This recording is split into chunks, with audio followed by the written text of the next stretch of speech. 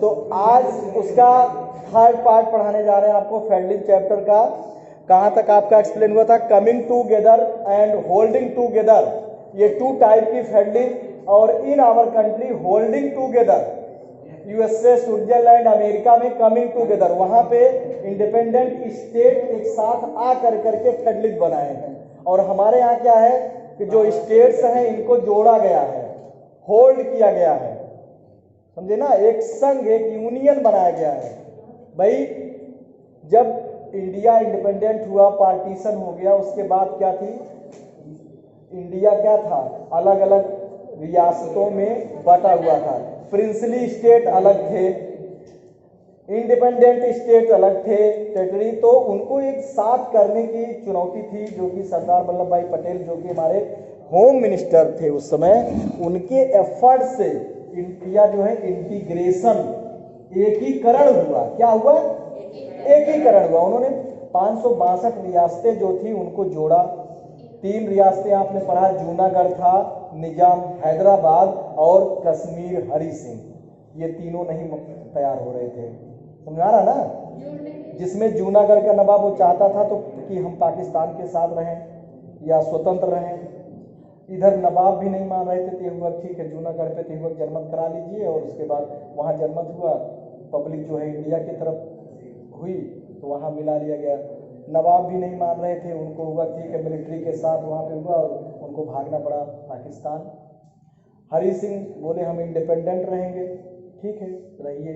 उधर पाकिस्तान जब कश्मीर पर चढ़ाई किया तब वो भागे भागे सरदार जी के पास आए हेल्प के लिए। तो उन्होंने कहा ठीक है पहले आप साइन करिए कि हम मिले करेंगे, तब हम आपकी मदद करेंगे।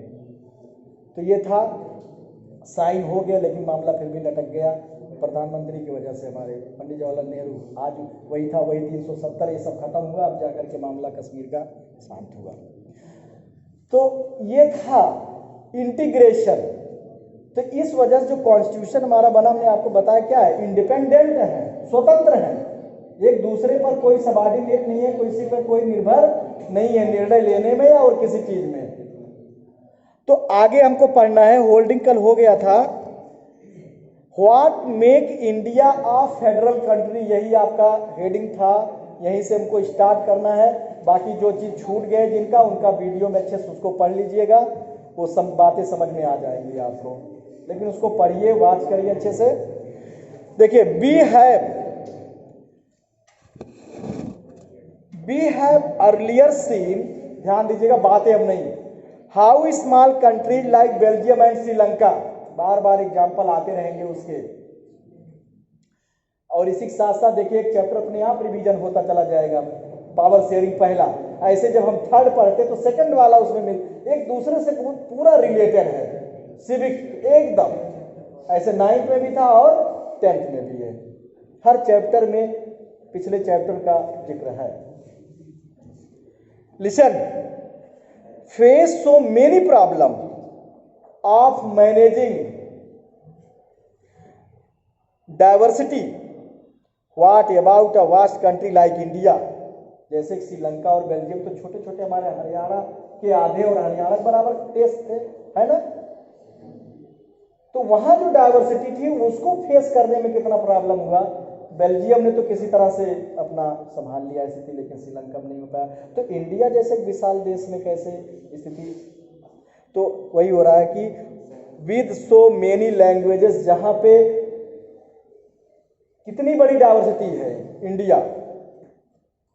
एक तो बायोलॉजिकल के ढंग से तो 12th मेगा डाइवर्सिटी हम पढ़ते ही हैं, और ये अपने आप में social, culture, economic, religious, linguistic diversity, different religion के लोग हैं, डिफरेंट लैंग्वेज के लोग हैं, डिफरेंट कास्टिज्म है, different geographical area, north, south, east, west, desert, hill region, plateau region में रहने वाले, प्लेन्स में, माउंटेन पे रहने वाले लोग है, नहीं है माउंटेनियस एरिया में, ये नहीं माउंटेन पे जाके ग्लेशियर पे वहां माउंट एवरेस्ट पे कोई रह रहा है। What are the power sharing arrangement in our country? एक क्वेश्चन है, ये अंडरलाइन कर लीजिए इसको। What are the power sharing arrangement, और पहला भी क्वेश्चन था what make India federal country, ये सब क्वेश्चन है। Let us begin with the constitution, ध्यान दीजिए कॉन्स्टिट्यूशन से हम शुरुआत करते इस चीज की। India had emerge as an independent nation after a painful and bloody partition. Bharat हमारा आजाद हुआ, लेकिन कैसे, इतनी बड़ी कीमत चुकानी पड़ी, पेनफुल और ब्लडी मतलब खून खराबा होने के बाद हम आजाद हुए हैं। जैसे कैसे होता है, सेम जान लीजिए अपने फैमिली में, परिवार में क्या होता है, भाई भाई में जब बहुत पड़ती नहीं तो कत्ल हो जाता है बंटवारे के लिए, हिस्सा के लिए, 1 इंच नहीं देंगे। और आप तो सबसे बड़ा एग्जाम्पल पढ़ते, सुई की नोक भी नहीं देंगे बिना युद्ध के महाभारत। समझ में आ रहा है? तो ये चीजें का है आपका। लिसन, तो पेनफुल, कभी भी बंटवारा हुआ है तो पीसफुल नहीं रहा है, एंजॉय उसमें नहीं हुआ, आनंद नहीं हुआ, उसमें सौरव ही हुआ, दुख ही मिला है। बंटवारे में भी कभी खुशी मिली है? नहीं मिली है, वो केवल क्षण मिलती है, हम तो अब मजे में आ गए, लेकिन फिर दुखी दुखी होती है। जितना एकता में है उतना अलग अलग रहने में मजा नहीं है। और India had emerged as an independent nation, yes, partition. Soon after independence, several princely states became a parts of the country. बहुत से प्रिंसली स्टेट तो इंडिया के पार्ट बन गए, लेकिन ये चीजें हमने आपको पहले भी बता दिया सब कि 562 रियासतें थी, उनको एक साथ भारत में लाना, क्योंकि ब्रिटिश जब उस समय लॉर्ड माउंटबेटन को लाया गया था ये प्रपोजल करने के लिए, और उसने क्या किया था कि आप चाहें तो पाकिस्तान में जाएं, आप चाहें तो इंडिया में रहें या स्वतंत्र। मतलब देखिए कितना मतलब था कि ये नहीं था कि तुम इंडिया के पार्ट रहो और तुम पाकिस्तान के पार्ट हो जाओ, चाहो तो स्वतंत्र हो अपनी बिलिंग पर, प्रिंसली स्टेट को। आज कितने भारत होता, कितने देश होते। आगे देखिए, the constitution declared India as a union of state. हमारे संविधान में इस चीज का डिक्लेयर किया गया कि इंडिया जो है एक यूनियन ऑफ स्टेट, मतलब राज्यों का संघ है। और जब although it did not use the word federation, the Indian Union is based on the principle of federalism. Federation में ये वर्ड यूज नहीं होता, लेकिन इंडिया जो है हमारा फेडरलिज्म के सिद्धांत पर है। Let us go back to the 7 features of federalism, जो हमने कल एक्सप्लेन किया था। इधर 7 फीचर्स दिए गए हैं, 1 2 3 4 5 6 7 पॉइंट वाइज किया गया ना, ये फीचर्स फेडरलिज्म के। बी कैन सी, देखिए बातें नहीं करो, अच्छा तुम बहुत इधर उधर करते हो, ध्यान से समझिए ये सब पॉइंट। आंसर आपको कोई भी होगा सब मिल जाएगा और सारे आंसर आप लिख सकते हो, केवल बातों को।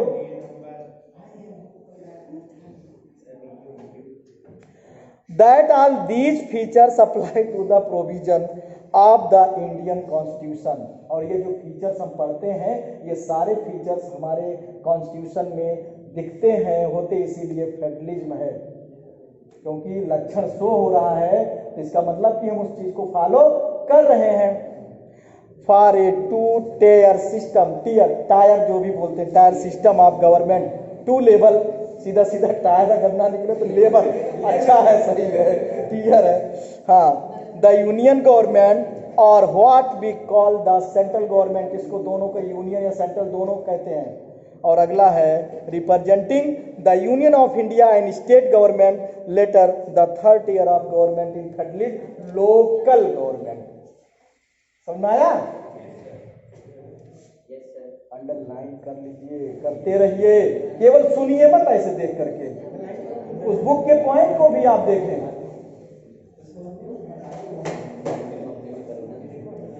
ऐसे तो था जो वीडियो गए केवल सुनते थे, तभी चैप्टर के अनुसार आपको बैठना चाहिए, उसको समझना चाहिए। आगे देखिए, was added in the form of panchayat and municipalities. Municipalities urban area में और पंचायत लोकल एरिया में, ग्रामीण area. As in any federation these different tiers enjoy separate jurisdiction, ये भी बताया गया था कल ही कि सबका अपना अपना ज्यूरिडिक्शन, सबका अपना अपना कॉन्स्टिट्यूएंट एरिया, कॉन्स्टिट्यूंस एरिया है, सब अपना जियोग्राफिकल एरिया, सबका अपना अधिकार क्षेत्र है। एक ग्राम पंचायत का अधिकार क्षेत्र उसी ग्राम पंचायत में है, वो दूसरे ग्राम पंचायत में कोई दखलंदाजी नहीं करेगा, वहां कोई डेवलपमेंट नहीं करेगा, समझे ना। ऐसे ही विधानसभा क्षेत्र जो असेंबली कॉन्स्टिट्यूंसी, वो अपने असेंबली कॉन्स्टिट्यूंसी में करेंगे, जो भी पैसा लगाना खर्च करना जो भी बजट है, ठीक ना। सबका ज्यूरिडिक्शन अलग होता है, स्टेट का अपना है, यूनियन का पूरे इंडिया से रिलेटेड होता है। सर, दिल्ली स्टेट का कैपिटल क्या है? दिल्ली एनसीआर। वो तो अरे है ना। यूनियन टेरिटरी तो दिल्ली का तो दिल्ली ही है, दिल्ली का दिल्ली ही है, और एनसीआर जो यूनियन टेरिटरी है, न्यू दिल्ली वही है। अभी दिल्ली पूर्ण राज्य का दर्जा उसको नहीं मिला है। किसको? दिल्ली को तब सीएम कैसे होगा? सीएम है, लेकिन पूरा भी सब कुछ पूरी तरह से नहीं, इसलिए तो केजरीवाल मांग करते हैं भाई पूरी स्वायत्ता दी जाए। दिल्ली पुलिस जो है उस तरह की जो उनकी है सेंट्रल की होती है, और चीजें बहुत ऐसी चीजें जो भी सेंट्रल का कमान है। कौन करता है कि जैसे एक स्टेट अपने यहाँ की पुलिस को हेड करता है, हाँ। एक स्टेट गवर्नमेंट, हाँ। तो वहाँ जब उसको एक पूरी तरीके से स्टेट का दर्जा दिया ही नहीं गया। हाँ, अभी पूरा कंप्लीटली नहीं, इसलिए तो वहां पे जो एलजी मतलब लेफ्टिनेंट गवर्नर, उपराज्यपाल, वहां पे देखिए राज्यपाल नहीं है, उपराज्यपाल, तो उपराज्यपाल के अधीन में तमाम चीजें भी वहां पर हैं।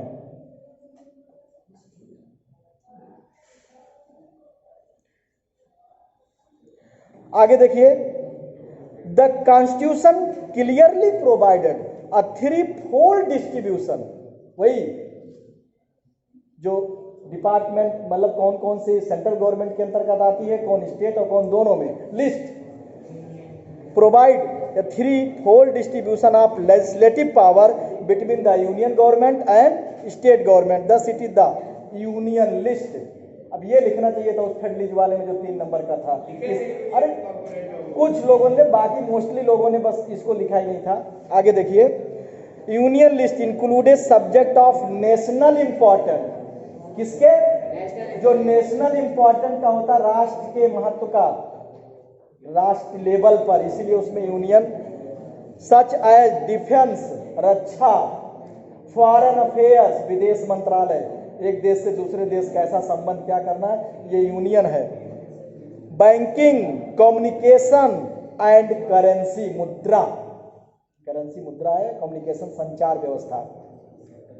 दे are include in this list because we need, देखिए रेल भी है, रेल का नाम नहीं है, uniform policy on these matter, क्यों ऐसा है, क्योंकि पूरे देश के लिए एक यूनिफॉर्म पॉलिसी बने। क्यों नहीं ये स्टेट में रखा गया, क्योंकि अलग अलग स्टेट की अलग अलग पॉलिसी होती है, कोई स्टेट अपने यहाँ कुछ और करता है, कोई स्टेट कुछ और करता है, लेकिन जो राष्ट्रीय महत्व की होंगी तो सबके लिए एक चाहिए ना। ये है, the union government alone can make law relating to the subject mention in the union list, तो इनके लिए यूनियन गवर्नमेंट लॉ बनाती है। अब आ जाए state list, contains subject of state and local importance such as police, trade, commerce, agriculture, irrigation, and the state government alone can make law relating to the subject mentioned in the state list. Sir, अगर union list और state list में conflict होता है तो किसका decision, मतलब central government पे, जैसे अगर आप बंगाल का एग्जांपल लें, आपने वो बोला आयुष्मान क्या, हाँ, तो उसके अकॉर्डिंग तो सेंट्रल गवर्नमेंट ने जब लागू किया और इन दोनों में कॉन्फ्लिक्ट हुआ तो वहाँ पे वो लागू होना चाहिए था, क्योंकि सेंट्रल गवर्नमेंट का हम प्रिविलेज देते हैं। नहीं, देखिए बताया ना हमने कि कल ही बताया था कि सेंट्रल गवर्नमेंट जो फॉलो, अगर कोई चीज लॉ बनाती इस तरह का, तो ये जरूरी नहीं कि स्टेट गवर्नमेंट उस चीज को उस पर बाध्य नहीं है फॉलो करने के लिए।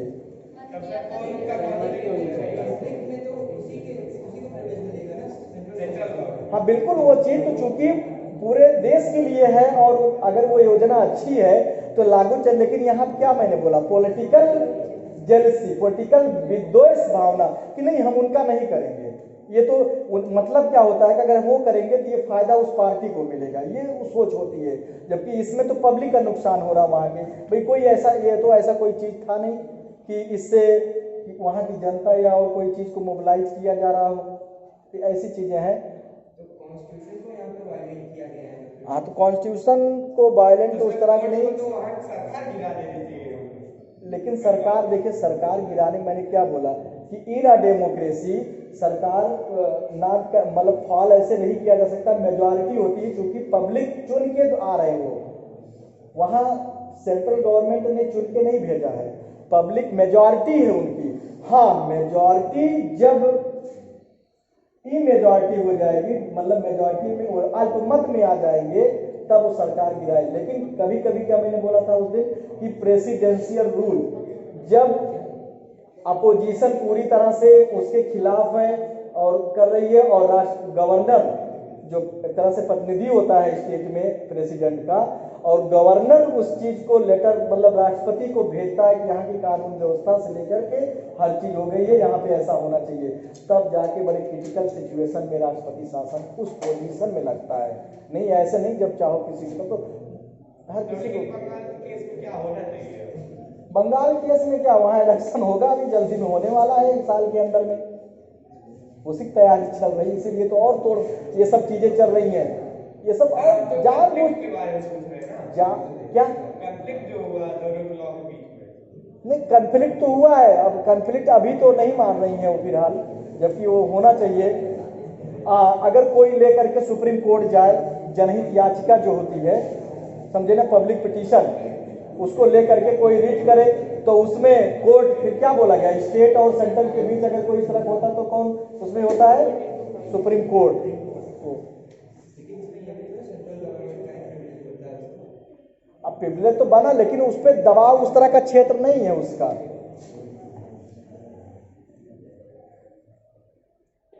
समझे ना। तो स्टेट लिस्ट में स्टेट जो है उसमें अपने अनुसार लॉ बना सकता है।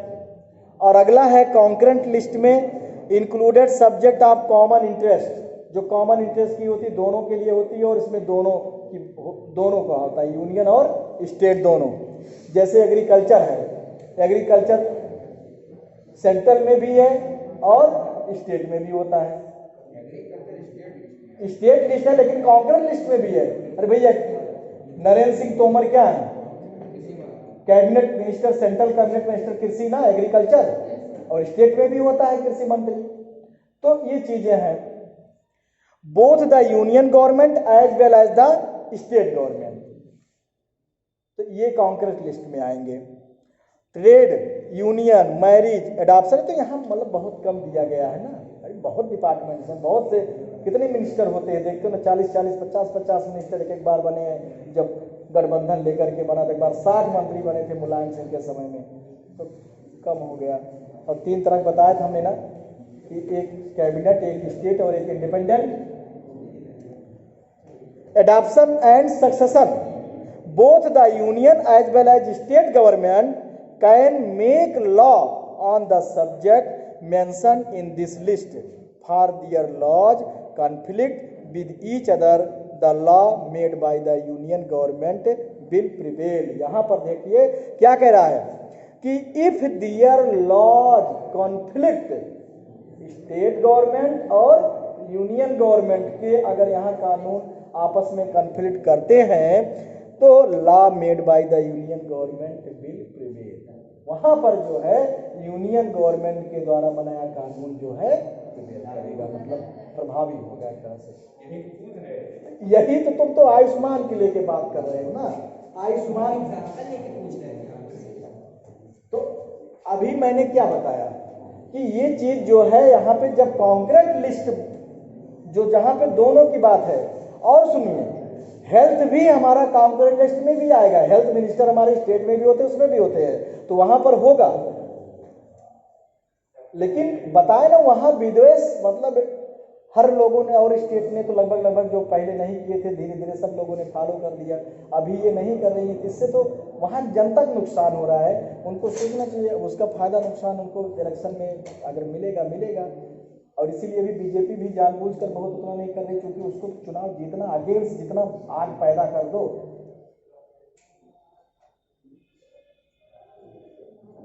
पार्टियां हैं, बड़ी पॉलिसी खेलती हैं सब, जानबूझ करके कुछ चीजें ऐसे करते हैं जिससे जनता लड़े आपस में। आगे देखिए, What about subject that do not fall in any of three list? ध्यान दीजिए, आप लोग तो केवल बात करते रहते हो, पॉइंट को सुनिए, नहीं तो पॉइंट निकल जाएगा। पहले पॉइंट सुनिए तब आप बात करिए। क्या कह रहा है कि जो चीजें इस तीनों कैटेगरी में नहीं आती हैं, भी एक क्वेश्चन देखिए यहाँ बना हुआ है, लिस्ट क्वेश्चन मार्क है, तो उनका क्या होता है? और subject like computer software that came up after the constitution was made. ये तो काफी बाद में हुआ, तब संविधान में वो चीज रखा ही नहीं गया था। भाई कंप्यूटर टेक्नोलॉजी तब थी ही नहीं, उसके बारे में सोचा ही नहीं था कोई। 70 के दशक में ज्यादा हुआ आईटी क्षेत्र, तो हमारे कॉन्स्टिट्यूशन प्रोविजन में था ही नहीं इसका कोई। वही कह रहा है, after the constitution was made according to our constitution the union government has the power to legislate on these residuary subject. ये कौन से सब्जेक्ट में आएगा? अंडरलाइन कर लीजिए। नहीं, बहुत लोग नहीं किए, सब लोग तुम्हें पिटाई इसलिए लगेगी, ये हो ठीक है, अरे और लोग नहीं किए हैं,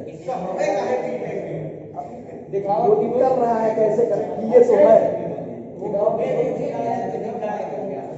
ओके, तो रेसिड्यूरी सब्जेक्ट में रिसॉर्टिंग मतलब इसमें जो आएगा, इसमें क्या है कि यूनियन गवर्नमेंट लेजिस्लेट मतलब उसके लिए कानून नियम संविधान में अमेंडमेंट करके, कॉन्स्टिट्यूशन अमेंडमेंट संशोधन करके। आगे देखिए,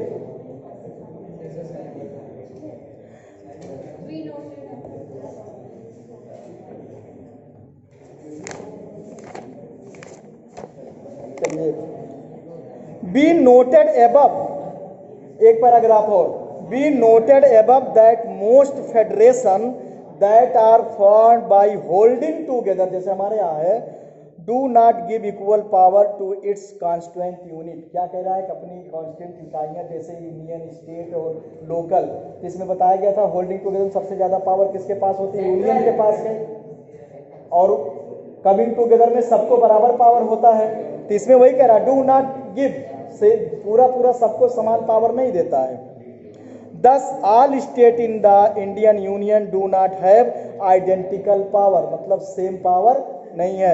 Some state enjoy a special status, Jammu and Kashmir, Bihar नहीं, बिहार नहीं, बिहार क्या है, स्पेशल राज्य का दर्जा मांग रहा था। उसी बात नीतीश जो है अलग हो गए थे एनडीए से, मांग रहे थे कि हमको स्पेशल राज्य का दर्जा दिया जाए, नहीं हुआ तो अलग हो गए थे, आरजेडी के साथ उस बार गठबंधन करके चुनाव जीते थे ना, बाद में फिर बीजेपी में शामिल हो गए एनडीए में। तो वही है, तो जैसे Jammu and Kashmir has its own constitution, Jammu और कश्मीर इसीलिए स्पेशल राज्य था क्योंकि उसका अपना संविधान, उनका अपना फ्लैग है, झंडा है, तो चाहे, अरे अब नहीं, तो ये बात तो पहले की हो रही है, वो तो मैंने पहले ही बोल दिया कि 370 होकर सारी चीज तो बता दिया, हरि सिंह की तक की कहानी समझा दिया, इसका मतलब नहीं सुने, इसीलिए कि ये वीडियो काम देगा, आपको घर पे समझोगे। हाँ, लेकिन यहाँ बातें नहीं, जो लोग यहाँ उसको कंसंट्रेट समझिए। Constitution are not applicable many provision of the Indian constitution, मतलब कई मामलों में भारत का संविधान जो है वहां पे लागू नहीं होता है। The state assembly Indian who are not permanent resident of this state can not buy land, कोई भी जाकर के वहाँ जमीन खरीद नहीं सकता था, अपना घर नहीं बना, और वहाँ 6 साल के लिए होती थी असेंबली, जो हमारे 5 साल होती है ना, वहाँ 6। तो इस तरह से the state can not buy our land, similar special provision exist for some other state of India as well. तो इस तरह, लेकिन अब तो इसलिए जो उस समय था 370-35 से ये सब समाप्त करके उसको अभी यूनियन टेरिटरी में बदल दिया गया है। अभी तो हुआ डीडीसी का इलेक्शन वहाँ पर, तो वहाँ गुपकार अलायंस, गुपकार गठबंधन जो फारूक अब्दुल्ला का और उनका महबूबा मुफ्ती और सब लोग बनाए थे, ज़्यादा वो पाए, लेकिन दूसरे नंबर पर बीजेपी भी है वहाँ पे। ओके, तो अच्छे से वीडियो समझिएगा, वॉच भी करिए, लाइक करिए, सब्सक्राइब करिए।